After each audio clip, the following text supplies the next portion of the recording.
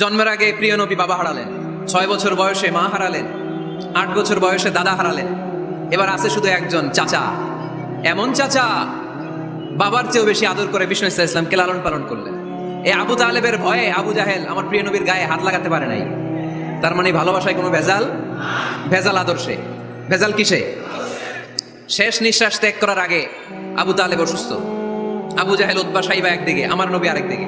আমার প্রিয় নবী বললেন, চাচা আজীবন আপনি ছাতার মতো আমাকে আশ্রয় দিয়েছেন, আজীবন আপনি বাবার মতো কোলেপিঠে করে মানুষ করেছেন, একবার শুধু আমার কানে কানে বলেন লা ইলাহা ইল্লাল্লাহ মুহাম্মাদুর, বাকিটা আমি আল্লাহর সাথে বুঝে নেব।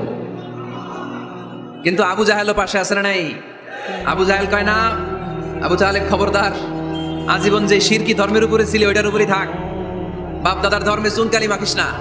একবার আবু তালেব প্রিয় নবীর নুরানি চেহারার দিকে তাকায়, মনে মনে ভাবে এখনই পড়ে ফেলি কালিমা, মুহাম্মদের আদর্শই আমার আদর্শ বানায় ফেলি।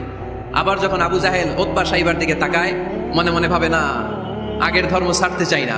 এই দোটানা অবস্থা থেকে শেষ নিঃশ্বাস ত্যাগ করার আগে আবু তালেব এটা বলে মারা গিয়েছে, আলা মিল্লাতি আব্দুল মুত্তালিব, আমি আব্দুল মুত্তালিবের শিরকি ধর্মের উপর থেকে শেষ নিঃশ্বাস ত্যাগ করলাম। তার মানে আল্লাহর দেয়া বিধান অনুযায়ী সে জান্নাতি না জাহান্নামী? শুধু যে নবীরে ভালোবাসছিল কোনো কাজে আসছে? কথা বলেন। তাহলে শুধু ভালোবাসা আমারে বাঁচাতে পারবে না। নবীর ভালোবাসার পাশাপাশি আমার নবীর আদর্শ জীবনে থাকার